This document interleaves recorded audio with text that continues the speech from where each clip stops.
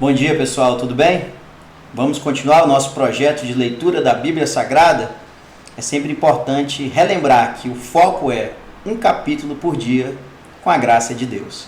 E hoje o nosso foco é mais um capítulo do segundo livro de Samuel. Vamos juntos?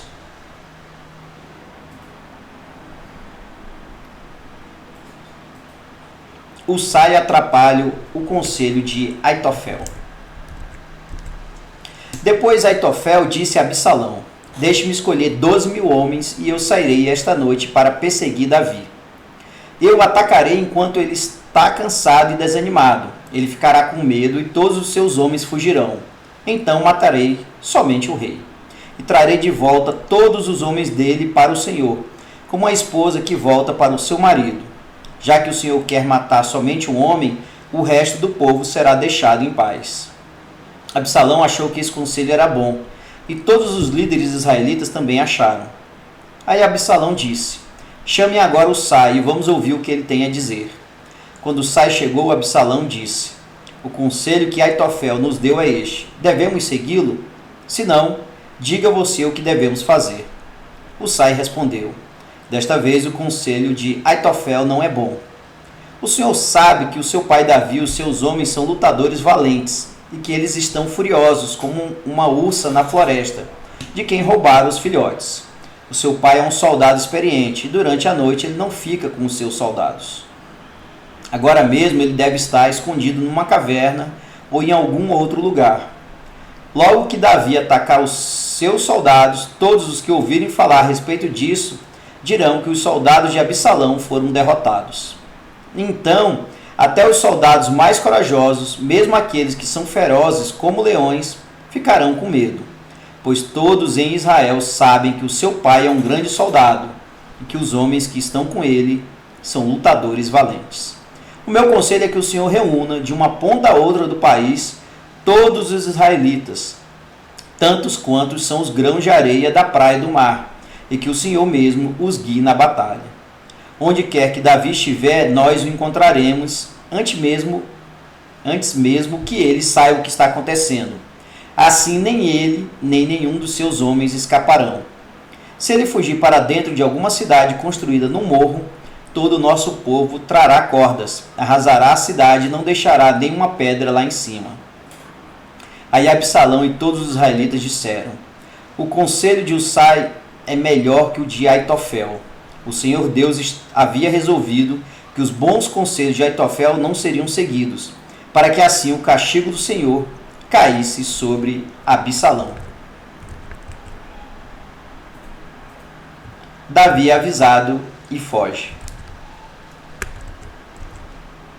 Então Husai contou aos sacerdotes Zadok e Abiatar o conselho que tinha dado a Absalão e aos líderes israelitas, e também o conselho que Aitofel tinha dado.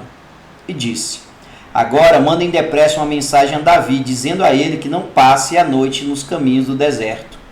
Que Davi atravesse o rio Jordão imediatamente, para que ele e os seus homens não sejam todos destruídos. Jonatas e Aimaas estavam esperando perto da fonte de Rogel, porque não queriam se arriscar a serem vistos entrando na cidade. Uma empregada ia lá de vez em quando e informava sobre o que estava acontecendo. Então eles iam contar ao rei Davi. Mas dessa vez um rapaz os viu e contou a Absalão. Então Jonatas e Aimaas foram depressa para a casa de um certo homem na cidade de Baurim. Havia um poço perto da casa e eles entraram dentro dele. A esposa do homem pegou uma coberta, estendeu sobre a boca do poço e em cima dela espalhou cereais socados para que ninguém pudesse perceber nada. Os oficiais de Absalão chegaram lá e perguntaram à mulher: Onde estão Aimaas e Jonatas? Eles atravessaram o rio, respondeu ela.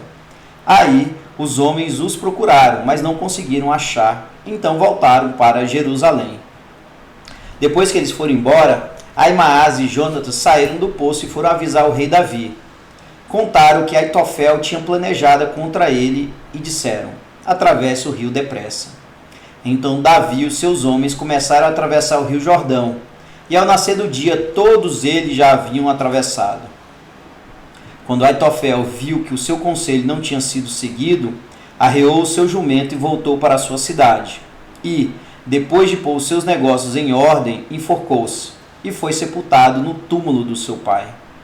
Quando Absalão e os seus soldados atravessaram o rio Jordão, Davi já havia chegado à cidade de Manaim. Absalão tinha colocado Amassa no comando do seu exército, no lugar de Joabe. Amassa era filho de um homem chamado Itra, o ismaelita. A mãe dele era Abigail, filha de Naás e irmã de Zeruía, a mãe de Joabe. Absalão e os israelitas acamparam na terra de Gileade. Quando Davi chegou a Manaim, encontrou-se com Sobe, filho de Naás, da cidade de Rabá, em Amon, com Maquir, filho de Amiel, da cidade de Lodebar, e com Barzilai, que era da cidade de Rogelim, em Gileade. Eles levaram bacias, vasilhas de barro, camas e também alimentos para Davi e os seus homens. Levaram também trigo, cevada, farinha, feijão, grãos torrados, ervilhas, mel, queijo, coalhada e algumas ovelhas. Eles sabiam que, no deserto, Davi e os seus homens ficariam com fome, com sede e cansados. Esse capítulo do segundo livro de Samuel foca na rede de comunicações que Davi montou, mesmo Absalão sendo o novo rei. Então Davi foi avisado que havia então um plano para realmente detê-lo e matá-lo, e ele foge então e atravessa o Rio Jordão. Para mim, esse é o ponto principal. Davi consegue ter a informação no momento certo e consegue fugir atravessando o Rio Jordão. Na minha cabeça, entendo que temos que continuar vigilantes a Deus. E Davi sabia disso. Ele deveria continuar acreditando a Deus que Deus faria o melhor para ele, para os seus familiares. Absalão estava com sede de vingança, queria matar o pai de todas as formas. E isso ficou muito claro nesse capítulo. Para mim, este é o ponto principal. Vamos e devemos continuar confiantes em Deus, com muita fé, apesar de todas as dificuldades. Era isso, pessoal. Obrigado pela sua companhia, pelo seu apoio e vamos juntos nesse projeto de leitura da Bíblia Sagrada. Até mais.